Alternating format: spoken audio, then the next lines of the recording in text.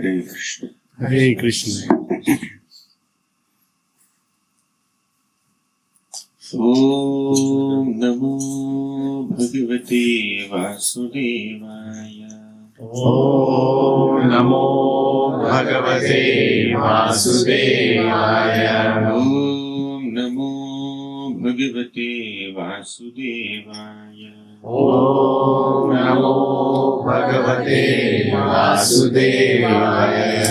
Om Namo Bhagavate Vasudevaya. Om Namo Bhagavate Vasudevaya. Om Ajnanatimirandhasya Gnananjana-shalakaya Chakshuranmritam Yena Tasmai Shri Gurave Namaha.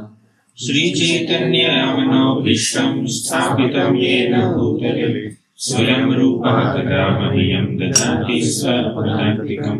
Vandeham Shri Guru Shri Yatapatakamallam Shri Gurun Vaishnavamsya Shri Rupam Sagrajatam Sadagana Raghunathan Vitam Tam Sajivam Sadvaitam Savadhutam Parijana Saritam Krishna Chaitanya Devam Shri Radha Krishna Padam Sadagana Lalita Shri Shakham Vitamsya. He Krishna Karuna Sindhu Deenabandhu Jagapate Gopesha Gopika Kanta Radha Kanta Namostute Tapta Kanchana Gaurangi Radhe Vrindavaneshwari Vrishabhanu Sute Devi Pranamami Haripriye Pancha Kalpatarubhyascha Kripa Sindhubhya Evacha Patitanam Pavanebhyo Vaishnavebhyo Namo Namaha. Jai Shri Krishna Chaitanya Prabhu Nityananda Shri Advaita Gadadhara Srivasadi Gaura Bhaktavrinda.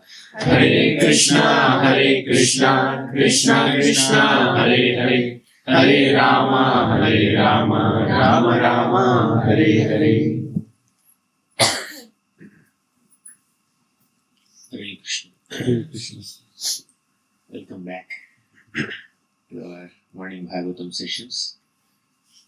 Today we will discuss about the power of offense to devotees.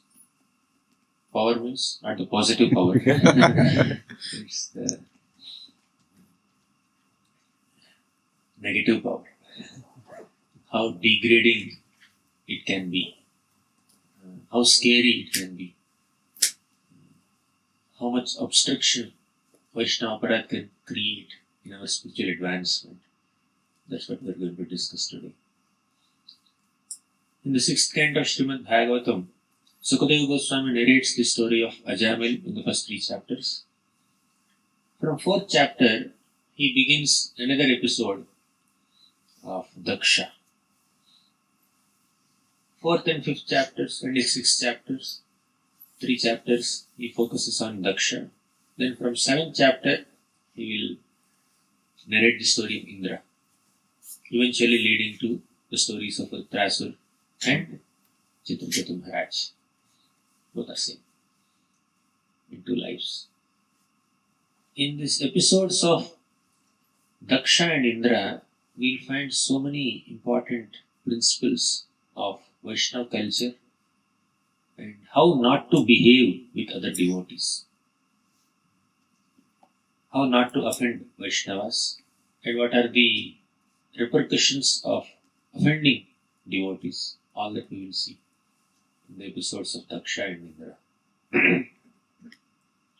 The 4th chapter of 6th canto describes that Daksha appeared as the son of Prachetas in his second life. Initially, in the beginning of creation, Lord Brahma created so many great sages and Prajapatis, and Daksha is one of them. In fact, Daksha is the prominent of all Prajapatis. Prajapati means the progenitor of mankind, one who creates progeny in this universe. And Daksha is one of the prominent ones. So Daksha was created by Brahma, and as he has asked so many Prajapatis to procreate and increase the population of the universe. But Brahma also asked Daksha to procreate and increase the population of the universe. And Daksha did that service in an amazing way. He's called Daksha because he's expert. Expert in what? Expert in increasing the population of this universe. So Daksha excelled in his service. Daksha's service was really exceptional, and no other Prajapati could perform this service as expertly as Daksha did. Good. It's very good to serve in such a nice way. To be very efficient and effective in one's service is really very good. But somehow, all that exceptional service that Daksha has done only increased his false pride. He became very arrogant, very proud, very disrespectful towards other devotees. We need to serve the Lord. Definitely, we should use our body, mind and words and be very, very dedicated and committed and diligent and intelligent in our service to the Lord, and we can produce great results. And we have seen several wonderful Vaishnavas and Acharyas have done exceptional service to the Lord. But apart from rendering service to the Lord efficiently, we should also maintain the right mood behind that service. The Lord is more impressed with our character more than our efficiency. The Lord feels that this devotee is doing so much seva, but if this devotee doesn't have this Vaishnava qualities like respecting others, being humble, being gentle, being grateful, and satisfied and tolerant, then all the services which are supposed to be please me will not please me. Right? Samsiddhir haritoshanam. We need to serve the Lord, we need to please the Lord. That's the aim of all our bhakti yoga, devotional service. But what the Lord becomes pleased with is not just the performance of service, but the consciousness behind the performance of service also. Apart from producing output and results, we should also cultivate the right kind of mood, attitude, character, consciousness. So Daksha was expert in doing his service. In the beginning of creation, increasing the population of the universe is the major service. And Brahma was appointed as the primary, secondary creator of the universe. And Brahma appointed so many other creators like Prajapatis, Manus, sages. And he's asking them, you increase the population of the universe, get married, procreate. And Daksha did that very exceptionally, but he was very proud of his accomplishments. One day there was a great assembly. Now let's slightly go to the 4th canto of Bhagavatam, then we'll come back to 6th canto. In the 4th canto of Bhagavatam, right in the beginning, there's a beautiful description. Not beautiful, I would say. Very, very grave and scary description. Daksha entered a great sacrificial assembly in which so many devatas, brahmarshis, rajarshis, devarshis, devatas were assembled. All the universal celebrities are at one place. And as soon as Daksha entered the sacrificial assembly, all these residents stood up to receive Daksha with great respect and love. But two people did not stand up. One is Brahma, second is Shiva. Brahma was the father of Daksha. Daksha went and offered obeisances to Brahma. And next to Brahma, Daksha noticed Lord Shiva sitting there, closing his eyes, doing some meditation. Daksha became furious. Daksha felt that this Shiva is supposed to offer obeisances to me. He is supposed to stand up and receive me with respect because he is my subordinate. He has accepted my daughter as his wife. Sati was Daksha's 16th daughter, and she married Lord Shiva. And Daksha never wanted this to happen. But because Brahma recommended, Daksha was obliged to offer his daughter in marriage to Lord Shiva. But Daksha was always envious of Lord Shiva's exalted position. Daksha was expert Prajapati. He created so much progeny in this universe, populated the universe. He is expert in his seva. But Shiva, he also attempted to do that seva earlier. Brahma created Lord Shiva. Actually, Brahma became little agitated, slightly angry when his sons, the four Kumaras, declined to do this seva of procreating and increasing the population of the universe. Then Brahma became little agitated, and from between his eyebrows, Lord Shiva manifested. Then Brahma told Shiva, you procreate.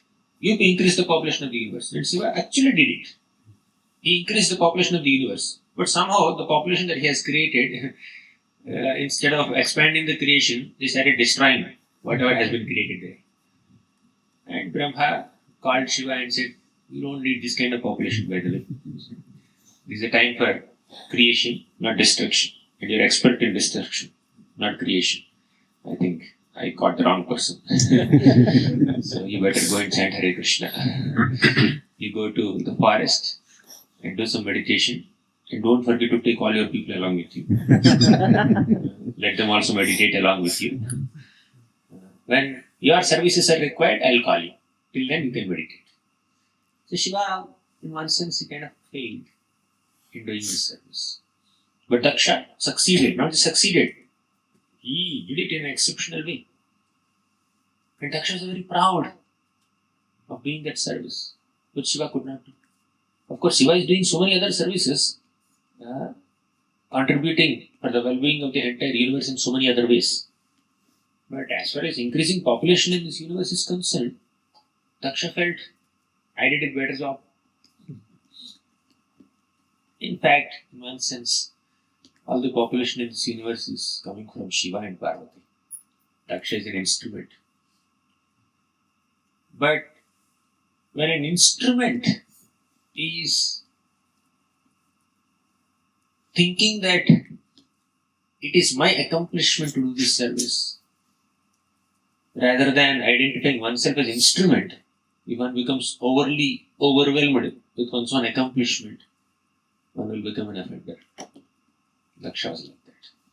He was not thinking that it's all Lord Vishnu's will, Lord Brahma's will, Lord Shiva's blessings, that this universe is being populated with so many people. Even Kalidas says, Jagataha Pitaram Vande Parvati Parameshwaram. They are like parents of the entire universe, Parvati Parameshwar. Although apparently Shiva did not create population, but ultimately everything is coming from the Lord. Shiva is another form of the Lord. Anyways, it's a very elaborate discussion. But Daksha was very proud, very arrogant. Then Daksha offended Lord Shiva. He criticized Lord Shiva. He even cursed Lord Shiva. May this Shiva not get his share of sacrificial oblations in this sacrifice. So he cursed and left the assembly. And this tension continued. To cut the long story short, and Daksha organized another sacrifice. He invited so many universal celebrities in that sacrifice, but he did not invite Shiva and Sati, his wife. And Sati, still out of affection towards her father, she went to Daksha's sacrifice, and Daksha gave a cold reception. And Sati gave up her life, and eventually Shiva became angry, and Shiva sent Virabhadra to kill Daksha, and Daksha was killed. And again Brahma went and negotiated with Lord Shiva, and Shiva became very kind and compassionate, and Shiva kept a goat head on Daksha's body and revived his life, and Daksha continued that life for a while. This is like super quick summary. The fourth canto episode. And that Daksha gave up his body with goat head, and he appeared as the son of Prachetas in his next life. Earlier he was born as the son of Brahma, a Brahmana. But because of his offense to Lord Shiva, in the next life he was born as a Kshatriya, the son of Prachetas, some princess in the dynasty of Dhruva. Now in this second life, as soon as he appeared, Daksha thought of doing some austerities. Daksha went to the forest and started doing austerities. He chanted Hamsa Guhya prayers to please Lord Vishnu. How long? For 5 manvantras. One manvantara is about 71 Divya Yugas. For 5 manvantras, Daksha chanted Hamsa Guhya prayers to please Lord Vishnu. And after 5 manvantras, the Lord appeared in front of him on the back of Garuda, surrounded by so many great personalities.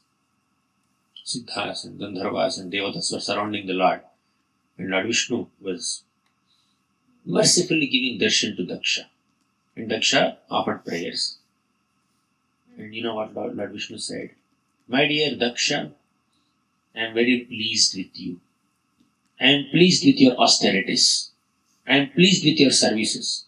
People like you increase the population of this universe and give another opportunity to the conditioned souls to take up new forms, especially human forms, and pursue bhakti yoga, and then attain self-realization eventually. This creation, procreation is a service. Prajapatis did it at a mass scale, and many other personalities in this world, especially human beings, when they procreate and when they create children, that's a service. What kind of service is that? Creating a child, giving birth to a child is like giving another opportunity to a conditioned soul to pursue the path of self-realization. When a human child is born, that's another opportunity for the human child to practice bhakti yoga, to follow the instructions of scriptures, to take guidance of so many sages and gurus, and eventually attain self-realization. That's another opportunity. So that's a service. Therefore, the Lord is appointing Brahma and Prajapatis and Manus to increase the population of this universe. It's a bona fide service. If nobody procreates, if nobody gives birth to a child, then how will the conditioned soul get opportunity to take newer forms, especially human forms, and get another opportunity to pursue self-realization? So therefore, Daksha's service is very important. But Lord Vishnu, although he appreciated the services of Daksha and blessed him and empowered him to procreate and increase progeny all over the universe, the Lord did not give him real mercy. Why?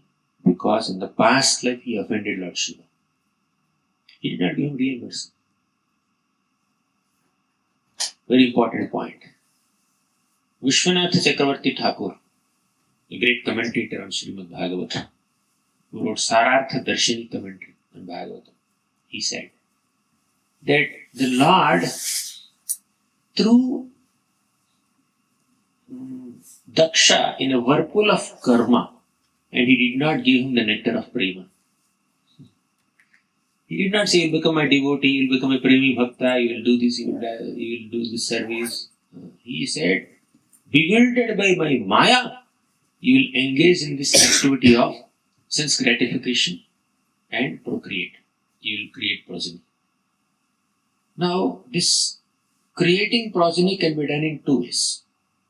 One way is that in a Krishna conscious way, giving birth to a Krishna conscious child and raising them as a nice devotee of the Lord. Another way is just bewildered by Maya at being attached to sense gratification, creating progeny. So when it is done with self-control and when it is done with a sincere intention as a service to the Lord, that's wonderful. Krishna says in the Bhagavad Gita, Dharma viruddho bhuteshu, not this one, Kamosmi Bharatarshana. So, Kama, which is not against Dharma, is a form of Krishna, or is blessed by Krishna. But Kama that compromises on Dharma is a Dharma. So, Daksha, the Supreme Lord Vishnu told Daksha, but you are bewildered, you will be bewildered by Maya, and you will create so many species in this world. And your children also will do the same thing. The Lord is so expert that when a living entity has a specific skill or talent, which is ultimately the grace of the Lord, but because of the living entity's activities or inclinations, the living entity kind of acquires some kind of skill or talent. The Lord gives them an opportunity to utilize those skills and talents in some bona fide authorized service. But if they are offenders, the Lord will not give them the real nectar of Krishna Prema. As simple as that. Daksha got some opportunity to engage his managerial capabilities and procreation capabilities in a bona fide and authorized service of the Lord. But because there is an offensive attitude in his mind towards a great devotee like Lord Shiva, he did not get the real nectar of Krishna Prema. Seva opportunity he got. Just like there may be so many contractors and builders who may be required to make a temple. A devotee may engage all of them in Krishna service in the temple construction. But they are not ready for practicing spiritual life. They will use their expertise in making a building, but they may not practice spiritual life by chanting Hare Krishna and all that. Right? But definitely they will get some sukriti because of directly or indirectly contributing to the service of the Lord. Although their expectation is only money many times. Still, some sukriti they will get. But unless a living entity becomes voluntarily inspired and enthusiastic to accept the opportunity to practice spiritual life without committing any offenses, by actually dedicating oneself to Sravanam, Kirtanam and Archanam, this kind of processes, the possibility of attaining Krishna Prema becomes very rare. Anyways, Daksha got this opportunity to serve the Lord. And Daksha created 10,000 sons in one shot. They are together called Haryashvas. And as a dutiful father, Daksha had sent all these 10,000 Haryashvas to the forest to perform some austerities. Why they have to perform some austerities? Daksha's plan is to get all of them married and engage them in the process of creating the population in this universe. That was his original plan. But he had sent all these Haryashvas to the forest. You go and do some austerities. It seems totally opposite. The reason is, the princes in the olden days, they were sent like this to the forest or to some gurukul to live with very, very meager facilities under the protection of a guru, or do some austerities in some forest with very basic facilities and do some hard work, meditation and worship of the Lord. Because very soon these princes are going to take the responsibilities as kings. And in a kingdom, every citizen need not be a multimillionaire. There are some simple people also in a kingdom. Unless the king has the experience of living an austere life, how can the king empathize with or sympathize with people who are not so well-to-do in his kingdom? When a poor man comes with some issue, the king should be able to empathize what's happening with him, because the king had an experience of living like a poor man before austerity. Secondly, in a kingdom, there are so many facilities for all these princes. There are so many servants, servant maids, ministers, soldiers who are attending to their needs. If they are constantly amidst so many such lavish facilities, they may get a little carried away. They will never be able to give up those facilities when the right time comes. When is the right time? As soon as there is an able successor to take over the kingdom. The kings in those days used to retire from their active responsibilities in the kingdom, and they would go to the forest and worship the Lord full time. That's what Dhruva Maharaj did, Prithu Maharaj did, Prachetas did, Yudhishthira Maharaj did, Parikshit Maharaj did. So many people did that. Bharat Maharaj, Ambarish Maharaj. One should not hold on to the throne and position till the fag end of one's life.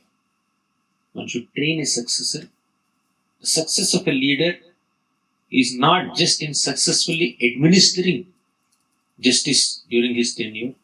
The success of a leader is in creating so many successors.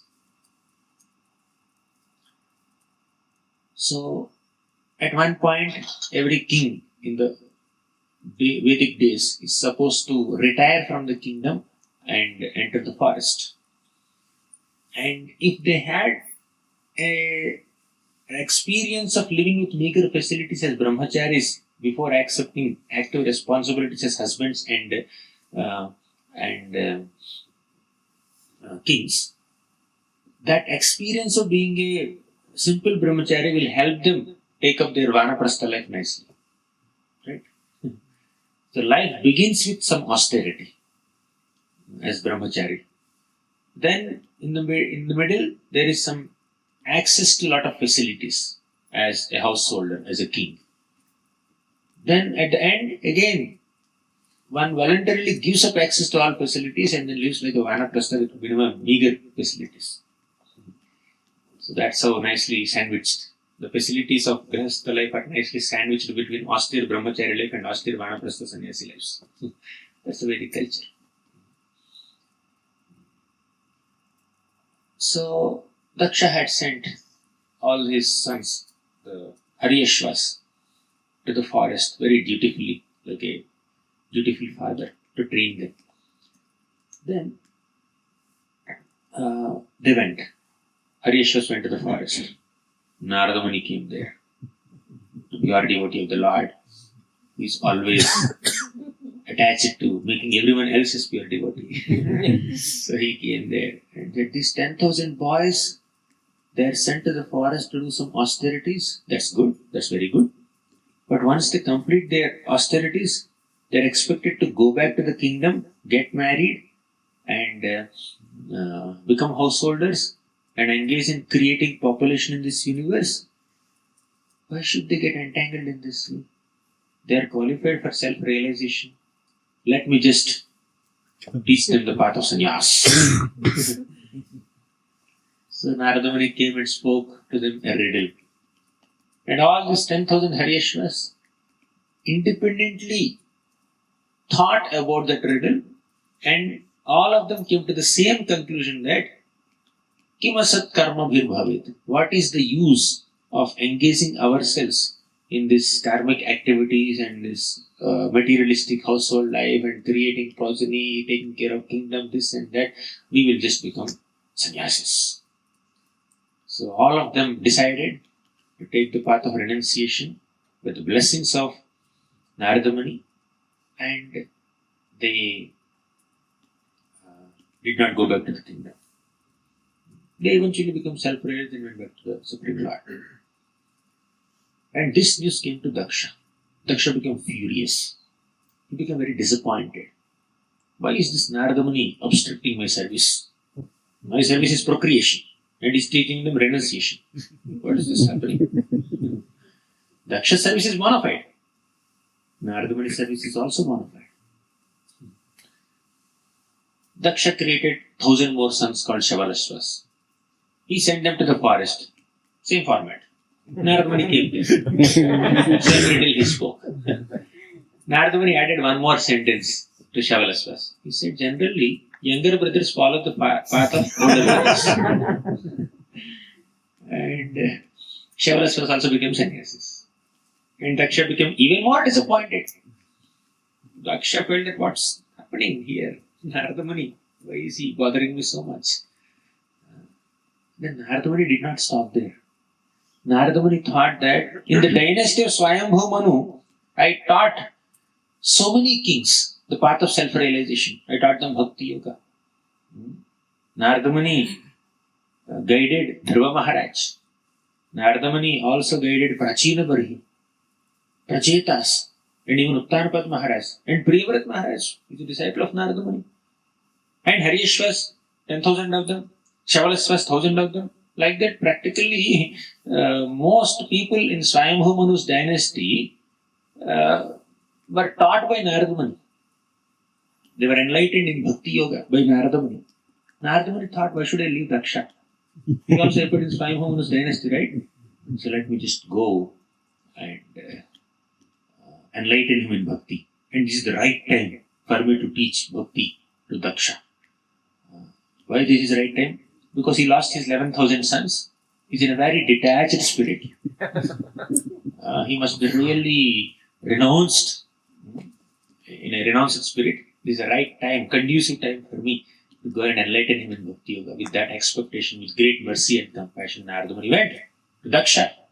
And Daksha became furious on Narada Muni, and Daksha started chastising Narada Muni, scolding him, blaspheming him in various ways. You are sin personified.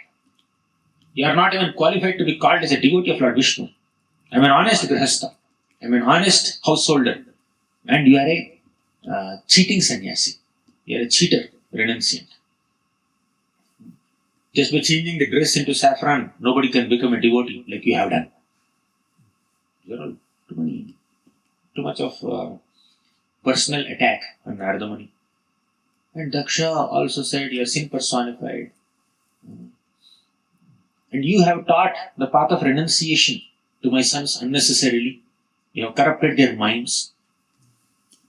Daksha felt that somebody has to experience the pain of sense gratification. Daksha understands. Sense gratification is ultimately painful. Yesterday we also discussed. It's very painful. Let them undergo this pain of household life or life of a king, and let them go through ups and downs of materialistic life, and then renunciation will automatically develop. And that kind of renunciation born out of realization and frustration in material life is sustainable, not an artificially induced renunciation. They should not give up their family life. And you have taught them like that. Taught them the path of renunciation unnecessarily. Then Daksha said, now Prabhupada supports Narada Muni and says that Daksha doesn't understand. He thinks that only frustration leads to renunciation.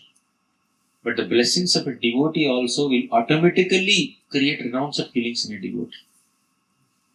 And in fact, bhakti gives rise to renounced feelings, detachment. Vasudeve bhagavati bhakti yogaha prayojitaha janayatyasu vairagyam gnanam jagatahaitukam.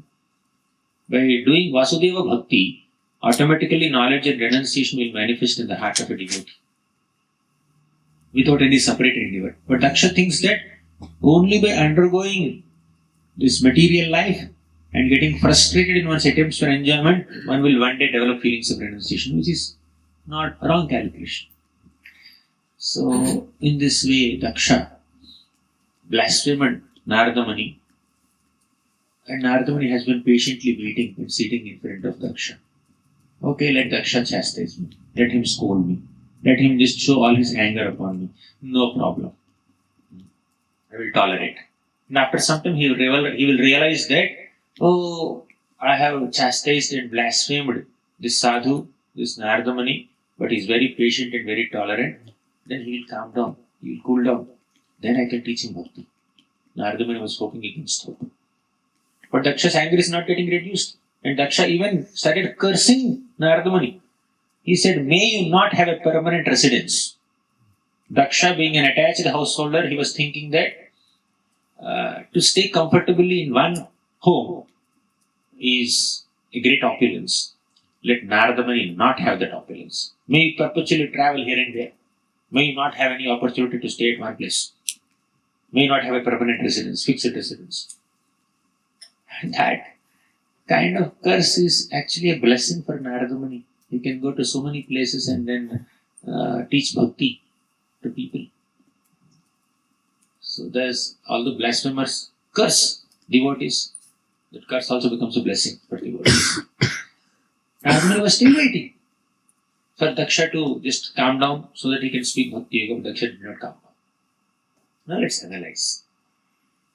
Was Daksha really at fault, being upset when his 11,000 sons were made into sannyasis in one shot? Or in two shots. Was it Was it inappropriate on the part of Daksha to feel like this?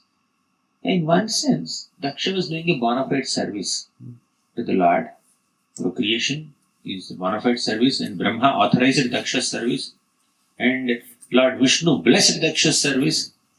So therefore, what Daksha is doing is bona fide, great. But the problem with Daksha is that Daksha thought that my service is more important than his service. That's the issue.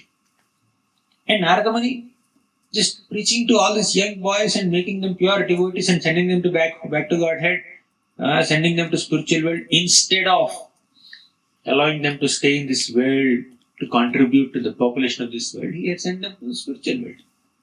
Is that wrong? Narada Muni is also not wrong. Daksha's service is bona fide. Narada Muni's service is also bona fide. Daksha's service is to create population in this universe, which is authorized by Brahma and Vishnu. And Narada Muni's service is to teach bhakti to the people of this world, which is also authorized by Brahma and Vishnu. Sometimes two devotees may be doing two bona fide services, but somehow the nature of the services conflict with each other. But the difference in the flavors of services should not induce disrespectful feelings amongst the servants. That's the whole issue. Let me give a typical temple scenario. In a temple, there is DT department.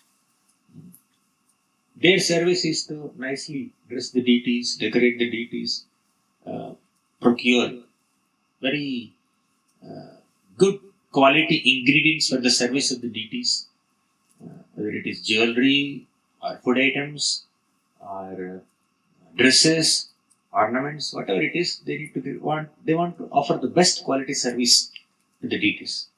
That is their service. And in the temple, there is accounts department also. They need to control the flow of funds. They need to allocate funds to different departments according to their need. Okay, DT department, this is the budget for this year. And similarly, there are other departments. Kitchen department has a budget, and different departments, they need to allocate different amounts. And every department wants to do good service, best service in their areas. And now, if you want to serve the deities opulently, lavishly, the entire money in the bank account of a temple can be used only for the deities also. Or to speak of prasadam distribution. So many thousands of people may come. They need to be fed prasadam. Some funds have to be allocated here also. Hey, deities are important. Of course important. But if you give 100% of the budget only to the deity department, or to speak of kitchen and many other departments. So accounts team have to, finance committee has to, allocate only this much. The deity department says, for Janmashtami festival, we'll get jewelry of 1 lakh rupees. The accounts department will say, in 50,000 you wind up. There is a conflict. Somewhere some negotiation can happen, okay, 60,000, 70,000, somewhere you can settle down. Okay. But the problem is when the members of DT department blaspheme the accounts department people, and the members of accounts department start blaspheming the DT department people, and start offending each other and hating each other, holding grudges against each other and taking things personally. That's the whole problem. Getting right? Similarly, Daksha's service is bona fide. And Narada Muni's service is also bona fide. He has to teach bhakti to people and then send them to Vaikuntha. And Daksha's service is to create progeny and keep them in the material world so that they can create more progeny in all species. This is also bona fide service. But Daksha considered that Narada Muni is a false sadhu. He has accepted saffron cloth just as a symbol, but without any renounced spirit in his heart. And very, very heinous words he used. Very bad words he used. Vaishnava. Why? Because the traces of the results of his offensive attitude towards Lord Shiva continued in his next life also, and he offended another pure Vaishnava. He offended one Mahajan in the past life, and because of that, he offended another Mahajan in this life. This is how Vaishnava Aparadha is. The effects of Vaishnava Aparadha haunt a living entity, even in the next life also. There may be some small mistakes you may do in your interactions with devotees. Sometimes out of the heat of the situation, or because of some circumstance, or you are a little tired or fatigued or sick or whatever, you may become a little irritable, and you may say a few words to another devotee, and the devotee feels bad, and you realize, oh my God, sorry Prabhu, I didn't mean to say this, please forgive me. You go and beg forgiveness, and it's okay, no problem, I can understand you, I can understand your situation, I empathize with you, I sympathize with you, and that kind of accidental, unintentional, circumstantial offenses to devotees are forgiven when you sincerely say sorry, apologize. And the devotees are merciful, they would mind. But Daksha's offense is not just circumstantial or incidental or accidental. It is born out of deep-rooted envy and grudge and negativity towards a pure Vaishnava, Lord Shiva. And he himself is so proud and arrogant. Because of pride and envy, he is offending another devotee. Not because of the heat of circumstances. So you are very fatigued whole day. You worked so hard to organize Rath Yatra festival. At the end of the day, you are very, very tired, and somebody comes and says, Prabhu, can we do like this? Or he gives a feedback to you. This is not appropriate. You should have done it this way. You are already so tired and exhausted, and on top of it, he is overloading you with so many feedbacks. Then you may become a little irritable and say, hey, bro, you understand what am I going through? So some kind of, this kind of things may happen. But once that heated moment is past, and then you realize, oh, I'm sorry, Prabhu, I didn't mean. Yesterday I said like this. I'm sorry, please forgive me.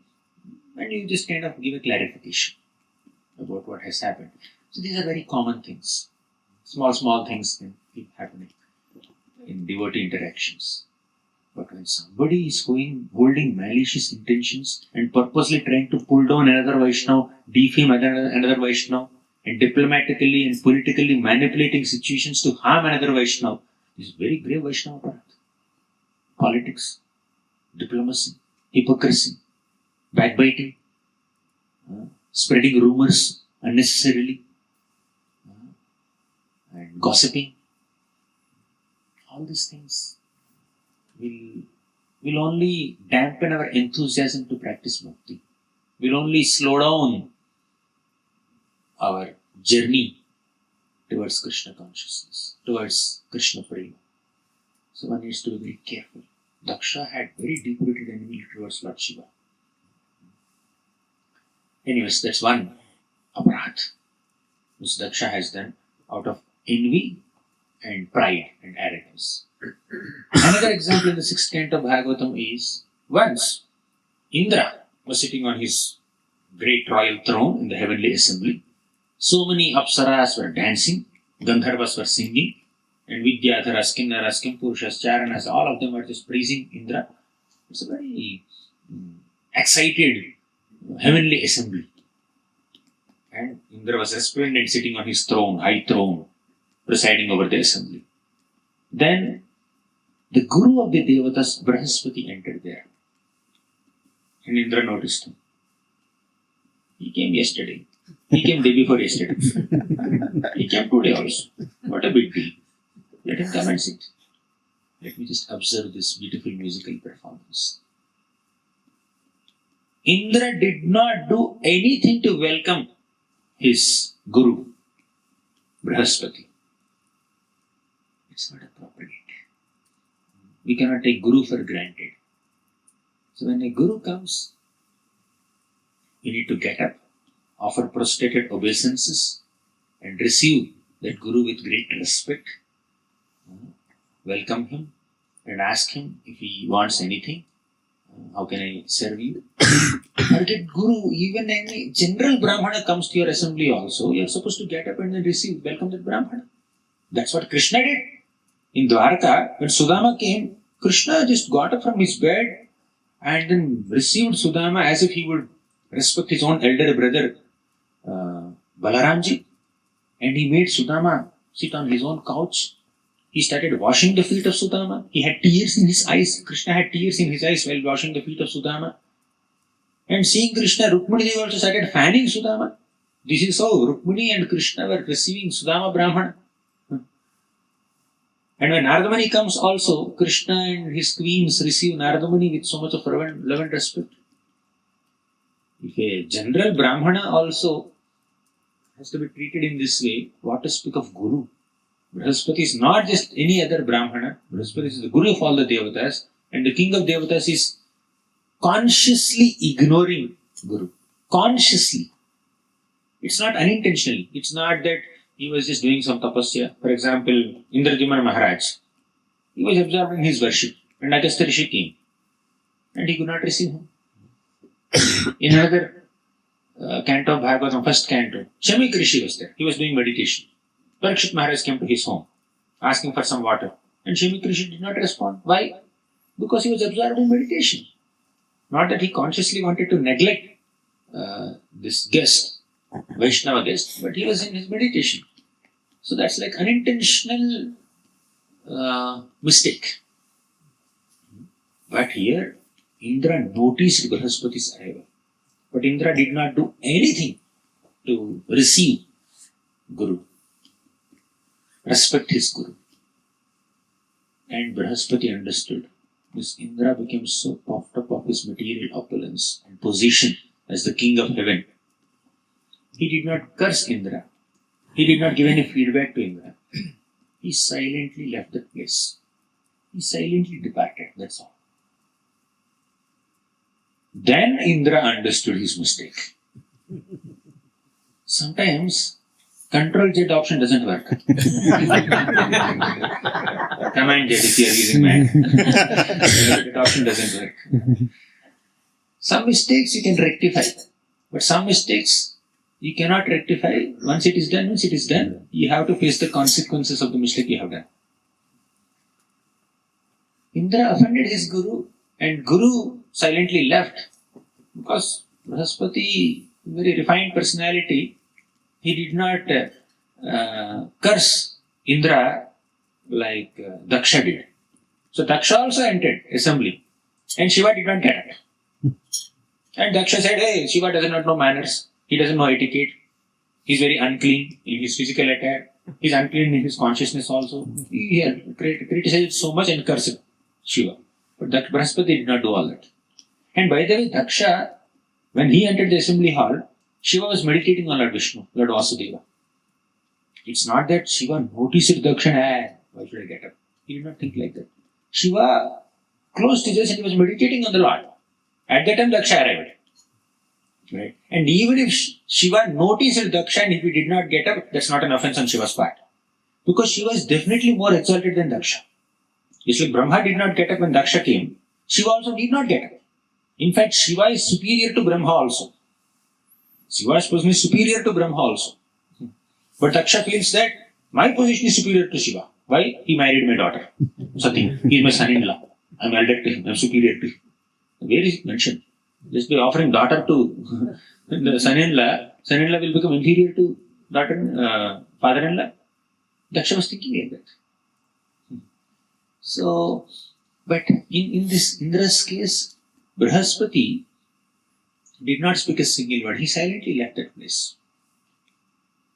That neglect towards Guru affected the Devatas. Not only Indra, all the Devatas.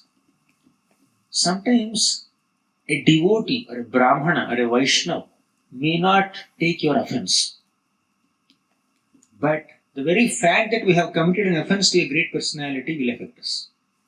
Although the person whom we have offended will not take that offense, did not take that offense, still, the very fact that we have committed an offense will definitely affect us. You want another example? In the 9th canto of Bhagavatam, there is an episode of King Sagara. Sagara Maharaj was conducting a sacrifice, and his sacrificial horse was stolen by Indra out of his insecurity, as usual. And Sagara Maharaj, 60,000 sons, started searching for that horse everywhere. And finally they found the horse near Kapila Muni's ashram. And just because they saw Kapila Muni's, the horse near Kapila Muni's ashram, they thought that Kapila Muni has stolen it. Is there any logic there? They kind of suspected Kapila Muni as thief. Kapila Muni, how can he steal our horse? At least let me go and inquire. If it is confirmed, then I can do some action. But they said, he's a thief, catch him, kill him, catch him, kill him. They said like that. And Kapila Muni is in his own world. He is doing his meditation. But because these 60,000 sons of Sagara Maharaj offended Kapila Muni by considering him a thief, and even attempted to kind of attack him or arrest him, that offensive mentality became fire and burned them to ashes. Many people think that Kapila Muni glanced on them angrily and they were burned to ashes. That's not the fact. Bhagavatam doesn't say that. Bhagavatam clearly says that it is the offensive mentality of these Sagara sons, 60,000 of Sagara Maharaj, that burned them to ashes, not that Kapila Muni burned them to ashes. Kapila Muni did not burn them to ashes. So, here also Brahaspati did not curse Indra. But neglecting Brahaspati automatically became curse upon Indra and all the devatas, and they became very weak. And at this moment, Indra became very morose. He realized his mistake. It's good to realize one's mistake, admit one's mistakes, and apologize for one's mistakes. But sometimes, even if you realize you are ready to admit and apologize and rectify the mistake, the opportunity to rectify has already gone, slipped out of your hands. Gone. That is the case of Indra.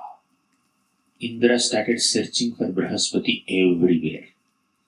He had sent all the devatas in different directions. Please search, where is my Guru? Where is my Guru? I want to go and fall at his feet and beg forgiveness. He wanted to do that. But somehow, Brahaspati made himself so inaccessible to the devatas. Devatas did not find Brahaspati anywhere. And Indra became very weak. All the devatas also became very weak. When a leader does a mistake, the result of that mistake will definitely befall on the followers also. Many times. Indra was a leader. He was the leader of whole heavenly assembly. Earlier, Indra offended Durvasa Muni. Durvasa Muni gave him a garland. Please take this garland. I am very pleased to see you. And Indra accepted the garland. Instead of respecting it and honoring it, he neglectfully placed it on the elephant's trunk, Airavat's trunk. And Airavat does not know the value of that garland, and Airavat trampled that garland under his feet. And Durvasa Muni became very furious. He cursed Indra. Indra, you are so proud of your material opulence. You are dishonoring my loving gift. You made your elephant trample my garland under his feet. I curse you. May you lose all your material opulence. You see. So, when we are offensive,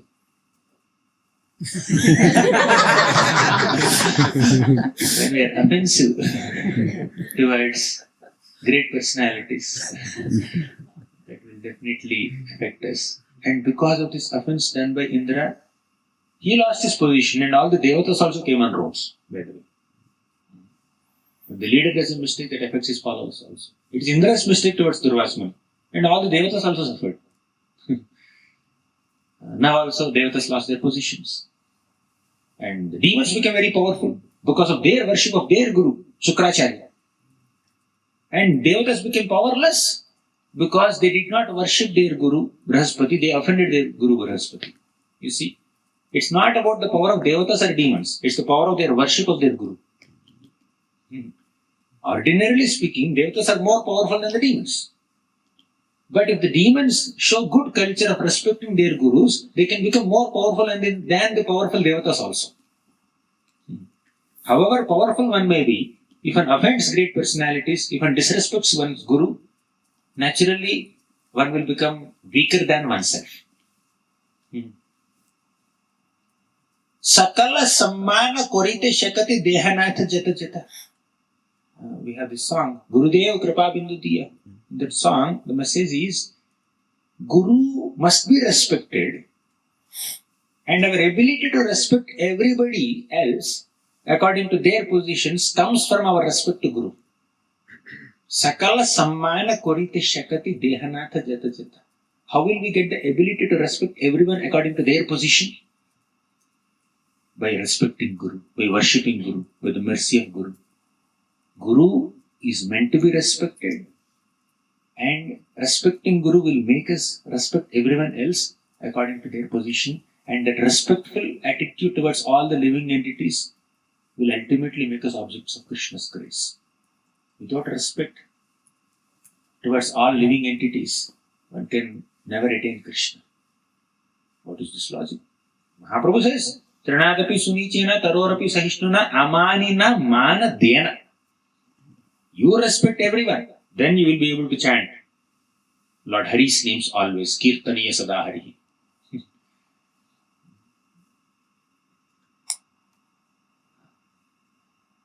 And one more instance where respecting all the living entities according to their positions is emphasized in Bhagavatam. Lord Kapila was giving his teachings to Mother Devahuti in the 3rd canto of Bhagavatam. Especially in the 29th chapter, he elaborately describes the process of Bhakti Yoga. Then he says, Bhakti involves worshipping me in various ways. He gives big list, I think 16, 17 items or 13 items. He gives a big list of rules and regulations, protocols and prescriptions and prohibitions in Bhakti. So he said, once you follow the limbs of Bhakti, you will become a pure devotee. However, if you follow these limbs of Bhakti, but if you disregard other living entities, if you disrespect other living entities, if you envy them, if you ridicule them, if you look down upon them, your worship, your following, your meticulous following of all the prescriptions and prohibitions of Bhakti will not please me. You should respect every living entity. And Kapila gives a gradation of all living beings. Who deserves what respect? Vaishnava deserves the greatest respect. You can see 3rd canto 29th chapter. I will not elaborate now. So, Indra failed to respect his Guru and he became powerless. The demons became powerful. And Indra's position is gone. The demons took over the heavens. And all the devatas with sad faces, with the tears in their eyes, they went to Lord Brahma. Brahma, can you please help us in this situation? Then Brahma chastised them. Brahma chastised them severely. If you disrespect your Guru, Brihaspati, what else can you expect? If you are offensive towards your spiritual master, can you expect any happiness or prosperity in your life? Good that it happened to you. But anyways, we cannot allow the demons to flourish so much. We cannot allow the demons to rule the universe. Although Devatas have done a mistake, the good side of the Devatas is they are obedient to the Supreme Lord Vishnu and Brahma, and they are ultimately devotees. But because they are not completely pure yet, many of them, sometimes they may make some mistakes like this. But generally speaking, Devatas are devotees. Indra sometimes does mistake, but actually, at all other times, Indra is doing so many good services. He is providing rains, he is administering justice, he is the king of all the heavens, he is guiding all the other Devatas. For one full Manvantara, for 71 Divya Yugas, Indra rules the heavens. Not a small responsibility. To attain the position of Indra is also very great. He has so many great, good records of doing so much service to the Lord. But sometimes he makes some mistakes because of not being completely pure at heart. But eventually, if he gives up that mistakes, he will become a pure devotee also. So Brahma and Vishnu, they constantly support the Devatas whenever they are stuck. And especially, if the Devatas are dethroned because they have done a mistake, what is the result? the demons are ruling the universe. Is that reasonable? It's not at all appropriate that the demons rule the universe. Therefore, the Lord Vishnu or Lord Brahma again try to reinstate the devatas back in their positions. When a manager does a mistake, the senior manager should not just remove him from the post. You should understand how much great service this manager has done. Although he has done some mistakes now, just give them feedback, rectify them, and then give them a warning or caution note. Tell them not to repeat the same mistakes again and reinstate them. Let them do the service. But if they are taken out, what will happen to the service? Some other person will come who is inexperienced or who has malicious intentions, and they will take the universe in a different way. So Brahma told, because your guru rejected you, you should accept another guru. Who is that guru? There's a Brahmana named Vishwarupa. He's the son of Tvashta. He had 3 heads. And this Vishwarupa has the knowledge of Narayana Kavacha. You please go and request him to teach you Narayana Kavacha. With the power of Narayana Kavacha, you will be able to defeat all the demons.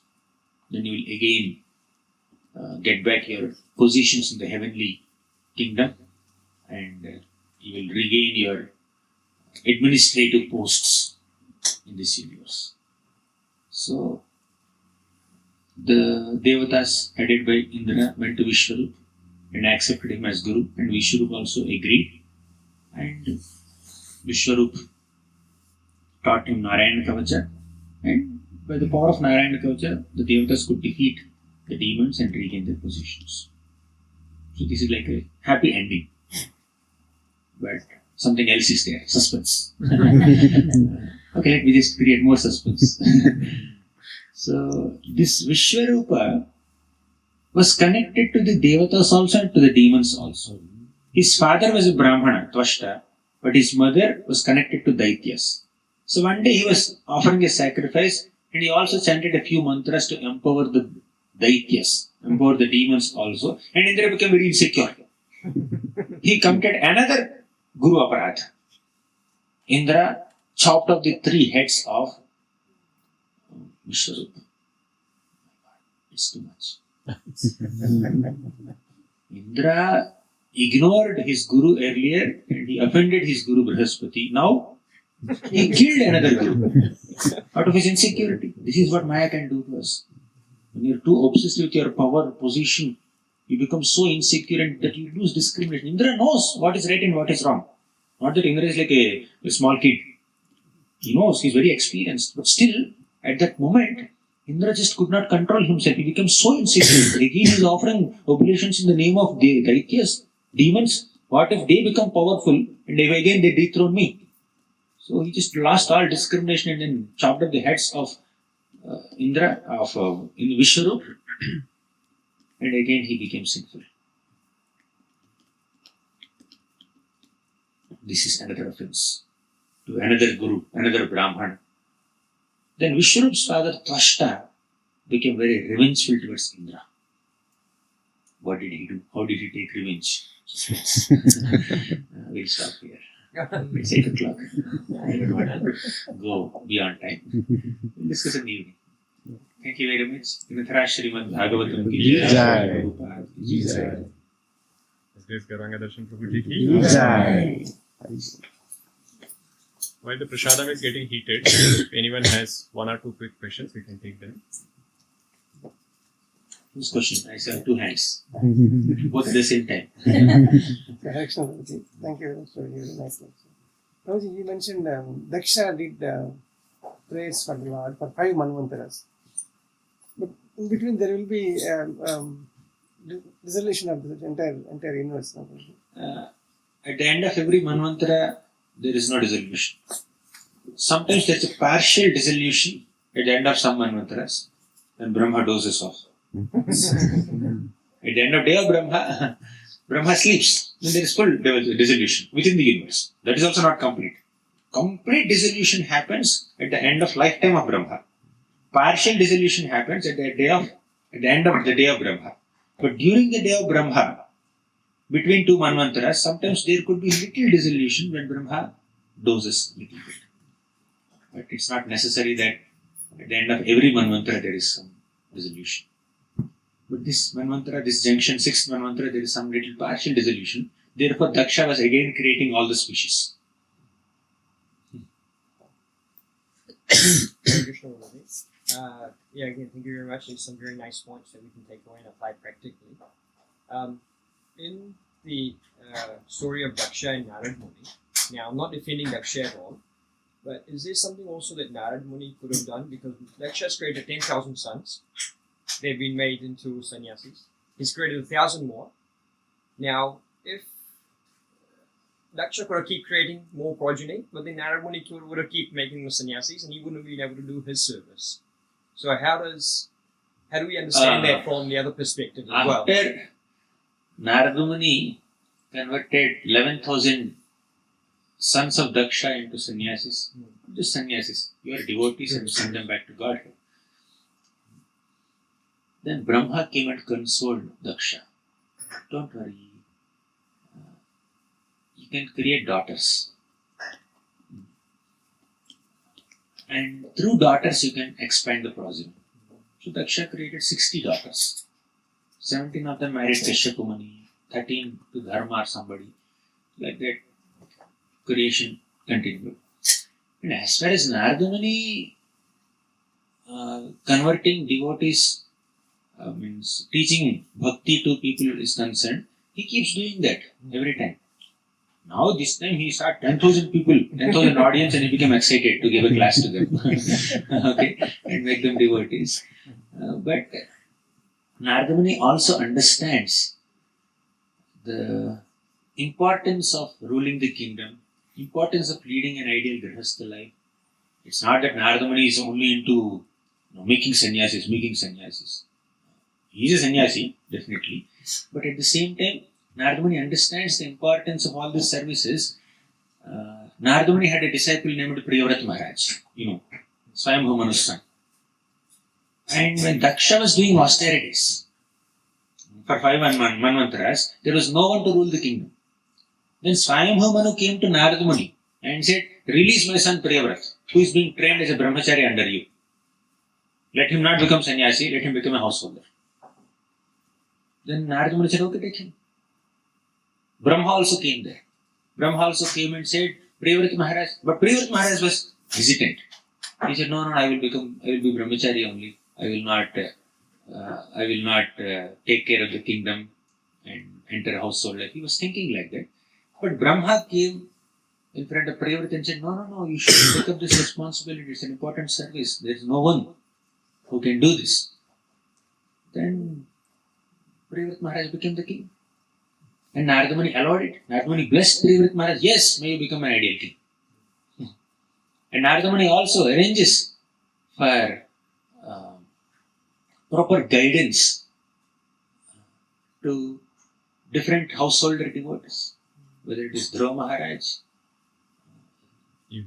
Yudhishthira Maharaj, or Prachina Barhi, or Prachetas. It's not that he is fanatic in only creating brahmacharis and sannyasis. He is obsessed in teaching bhakti to everyone. Ashram doesn't matter, but here in this case it just so happened that 10,000 people, why should they just get entangled in so many materialistic affairs? They're very pure, they're ready to go back to God, and let me just send them. But Narada Muni taught Rukmini Devi about the qualities of Krishna, and then eventually Narada Muni kind of contributed for their marriage. Yes. Thank you. Any other question? Yes. Take it last Prabhuji, when Daksha performed that much tapasya, normally all the sinful tendency will burn away and with Kuta, like that's what we heard about Bhakti. But why this tendency didn't, even after seeing the Lord, getting the mercy and everything? That's the catch. Although performing austerities or even sadhana is meant to eradicate all kinds of bad tendencies within the heart. Still, when the intention behind performing bhakti or some austerities is not pure enough, especially when someone has the background of Vaishnava aparat, one's purification doesn't happen so fast. Bhakti can be done in multiple flavors. Tamoguni bhakti is done, tamasic bhakti is done with revengeful attitude, with envy within the heart. And Rajoguni bhakti is done, Rajasic bhakti is done with the intention of desire for material opulence, all that. And if somebody does bhakti pursuing liberation, then such bhakti is called sattvic bhakti.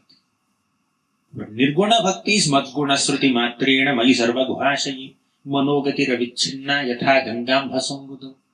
Just by hearing Krishna's qualities, you just run behind the Lord. That is pure bhakti. So some people, bhakti is pure, definitely. But the performer of bhakti, the person who is rendering bhakti, devotional service, may have some different kinds of motives. So that bhakti is tainted by that motive. So that's why Daksha, instead of transformation, even after seeing the Lord, Daksha did not experience that positive transformation even after seeing the Lord. Duryodhana saw the Lord, Dushyasan saw the Lord, Karna saw the Lord, who else? Shishupal saw Lord Krishna, Ravana saw Lord Ramachandra. But all this beautiful darshan of the Lord did not create any impact in their consciousness because they themselves are very poor-hearted and ill-motivated. Your recipe may be perfect, but if the sabji is not good, sabji itself is, ingredient itself is not the right one, then you will not get the right taste. Paneer sabji may be very tasty, but replace paneer pieces with some cardboard pieces or some rubber pieces. Will you get the same taste? Same recipe, but ingredient changed. Then you will not get the right taste. Same thing here also. Thank you very much. Srimad Bhagavatam ki jai. Jai.